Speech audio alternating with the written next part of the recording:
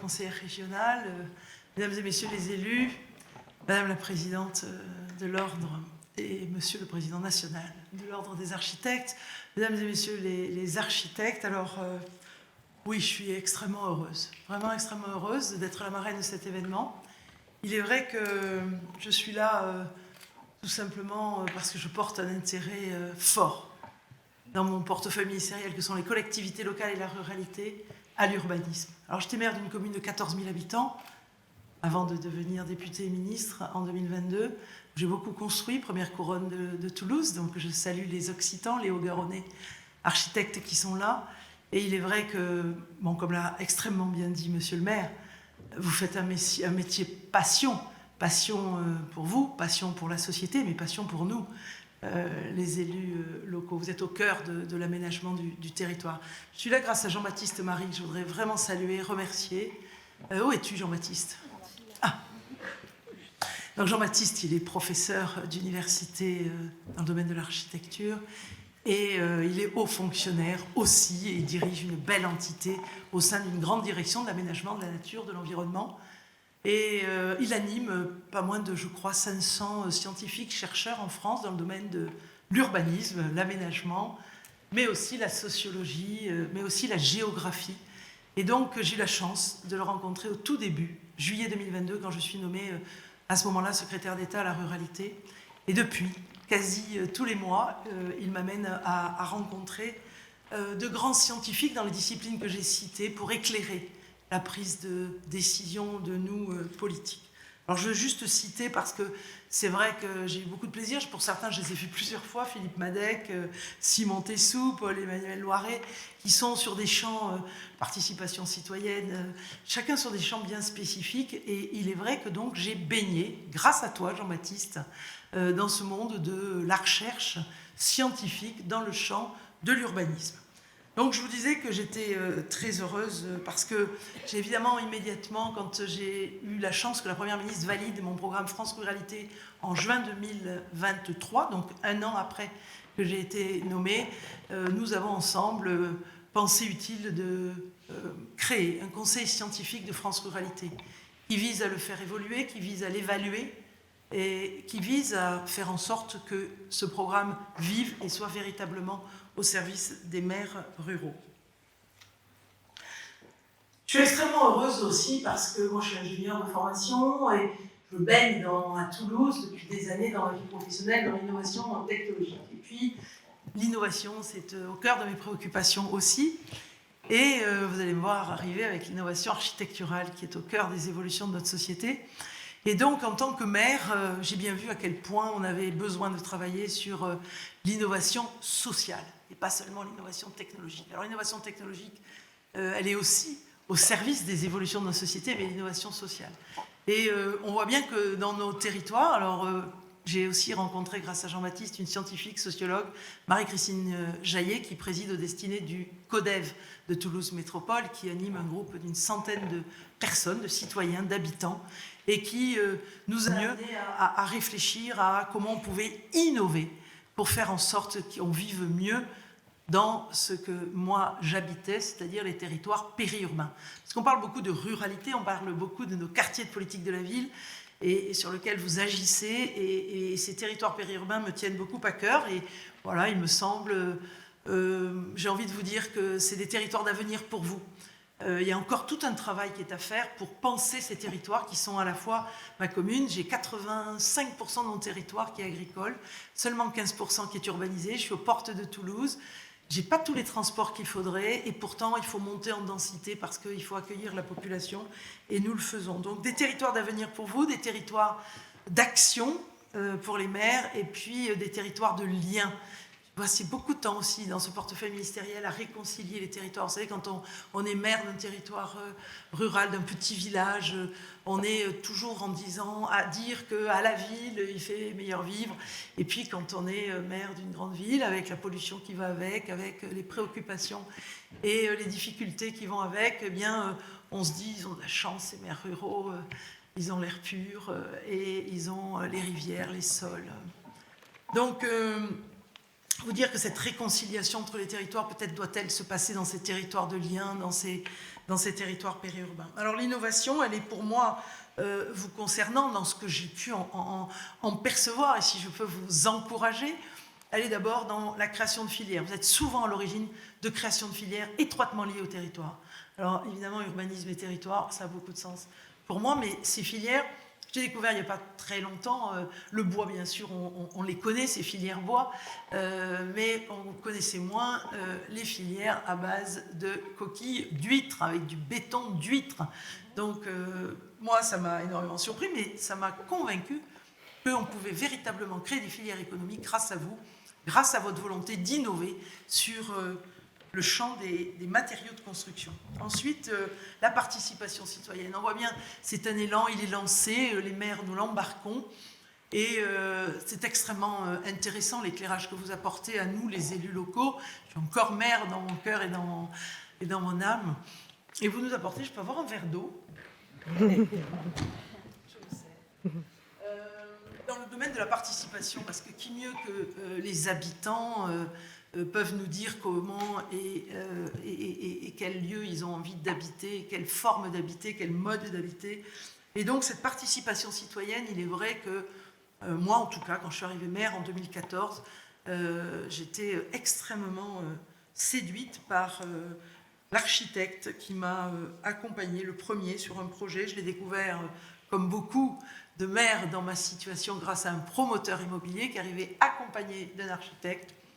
Mais je profite de ce moment de mon propos pour vous dire à quel point émancipez-vous, accédez directement au maire, demandez rendez-vous, vous avez un rôle à jouer direct. Bon, moi, il m'a fallu un rendez-vous avec le promoteur et l'architecte pour comprendre à quel point l'architecte avait de la valeur ajoutée indépendamment du programme que le promoteur était venu me proposer.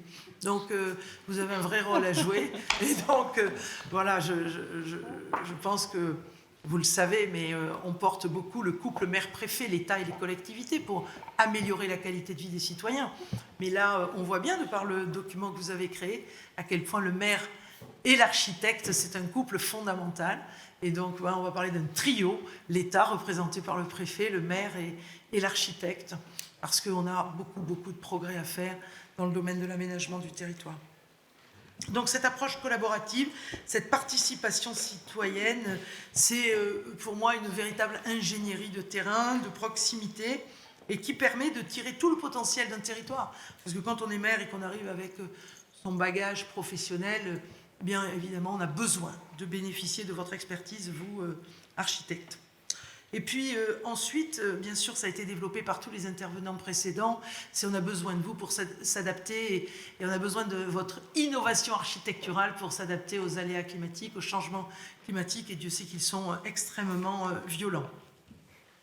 Donc, vous avez un vrai rôle à jouer pour aider les élus locaux dans leur prise de décision face aux transitions, alors que ce soit dans les bourgs-centres, dans les villages, le travail des architectes, c'est souvent un travail de pointilliste. Et j'ai eu beaucoup de plaisir, Christophe, à échanger avec toi hier soir sur ce sujet, parce que je vois l'intérêt que tu portes à cette réhabilitation de nos centres-bourgs dans nos villages. Et je crois que vous avez, alors là, plus qu'encore qu'ailleurs, un rôle fondamental pour éclairer la réflexion du maire, à une époque où la loi climat et résilience impose ce zéro artificialisation nette en 2050. Mais sur le chemin pour y aller, quand on sait que nous avons en France, en ruralité, 800 000 logements vacants, mais votre rôle est évident. Une maison, 2 maisons, 3 maisons. Si on associe les habitants qui sont venus habiter récemment après le Covid, si on associe les habitants de toujours de ces villages, si on va savoir ce qu'il nous faut construire demain dans ces maisons, comment faut-il les réhabiliter, les rénover. Et je pense que vous avez évidemment un rôle majeur pour cet accompagnement des élus locaux qui ont toujours envie d'un hectare supplémentaire pour faire un petit programme de maisons individuelles. Pourquoi pas, il en faut un peu aussi. Mais quand tous les logements vacants du centre du village ont été réhabilités.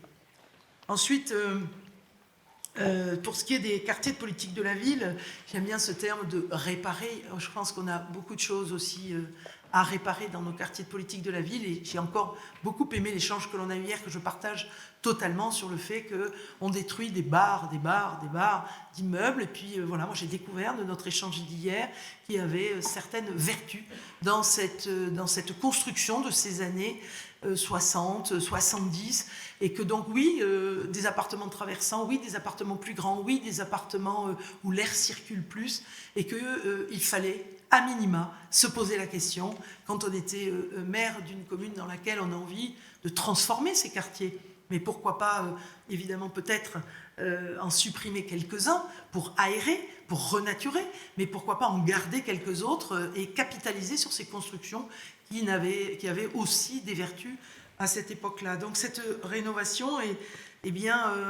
cette innovation, elle doit permettre d'inventer de nouveaux modèles d'architecture plus résilients et bien sûr plus sobres.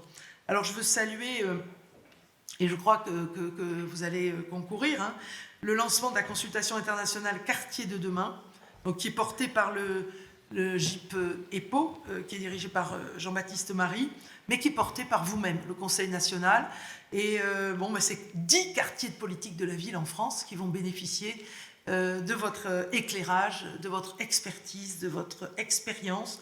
Et je suis sûre que les tandems que vous allez créer avec les maires de ces 10 villes, de ces 10 intercommunalités, vont être extrêmement fructueux. Merci, monsieur le maire, d'avoir salué les projets partenariaux d'aménagement, les PPA, mais vous l'avez extrêmement bien illustré. Et il faut qu'encore plusieurs maires les embarquent, mais effectivement, c'est extrêmement vertueux. Et puis, vous dire un mot, moi qui étais une ministre déléguée de 2 ministres, alors je parle au passé, je suis encore ministre, même si on a un premier ministre qui a été nommé, nous allons travailler pendant une semaine, encore 15 jours dans ce gouvernement démissionnaire, avec un nouveau Premier ministre, parce que là, dans la Constitution, la France ne peut pas rester sans gouvernement. Un Premier ministre ne suffit pas. Donc, on est encore dans ce gouvernement démissionnaire, auprès de ce nouveau Premier ministre, donc pendant une semaine, 15 jours, le temps qu'il lui faudra pour aller voir tous les groupes à l'Assemblée et pour aller constituer un gouvernement. Et donc, je vous disais que j'étais depuis donc 2 ans avec 2 ministres de tutelle, Christophe Béchu, ministre de la cohésion des territoires et de la transition écologique, et deuxième ministre, le ministre Darmanin, qui est bien sûr le ministre des policiers et des gendarmes, mais aussi le ministre des préfets. Et donc, c'était pour moi, qui suis à Beauvau, un énorme plaisir d'être là, parce que les préfets viennent rencontrer le ministre de l'Intérieur tous les mois. Et par exemple, Étienne Guyot, qui est un ami, puisqu'il était préfet d'Occitanie avant de venir ici, qui a été d'une efficacité totale pendant les 4 ans où il a été en Occitanie, le préfet Guyot vient, comme tous les préfets de département et de région, une fois par mois, toute une journée, à Beauvau. Et là, le ministre Gérald Darmanin me donne toujours une demi-heure pour parler des sujets, de la ruralité, des collectivités, pour essayer de, tous les mois, faire passer les messages de ce qui est à la disposition des élus locaux pour améliorer la qualité de vie de nos concitoyens. Alors, ayant Christophe Béchu comme ministre de tutelle, vous imaginez bien que le retrait du trait de côte a été au cœur de nos préoccupations. C'est pas moins de 14 millions d'habitants qui vivent simultanément à un moment donné de l'année sur seulement 4% du territoire. Vous le savez évidemment ici. Et puis, vous dire, peut-être, voilà un chiffre que j'ai trouvé significatif à vous dire, c'est 20 000 km de côte. Et donc, tous les sujets que l'on rencontre sur ces territoires, c'est quand même 20 000 km de côte. Donc, on voit bien, 14 millions d'habitants, ça mérite que l'on les travaille. D'une façon générale, ça a été quand même pas mal travaillé depuis la mission Racine, depuis un certain nombre de travaux que vous avez conduits sur ces territoires littoraux. Mais là, avec cette accélération du changement climatique, absolument indispensable de travailler sur ce sujet. Et de travailler évidemment avec l'habitant, parce que quand il faut, et vous l'avez cité dans vos interventions, délocaliser, déplacer un lieu, un quartier, c'est d'une violence extrême pour les habitants, et donc il faut beaucoup d'humanité et il faut beaucoup d'accompagnement pour arriver à inventer le mode d'habiter sur la commune où on a toujours grandi et habité. Voilà, donc en conclusion, vous dire que j'ai souhaité pendant 2 ans au ministère l'émergence d'une spécificité de la mission architecturale dans les politiques publiques. Donc, quand on m'a proposé d'être votre marraine, vous imaginez bien que j'en ai été honorée. Je n'ai pas réfléchi bien longtemps. Vous êtes au cœur de l'accompagnement dont les élus ont bien besoin face à ces transitions de toute nature. Je vous remercie.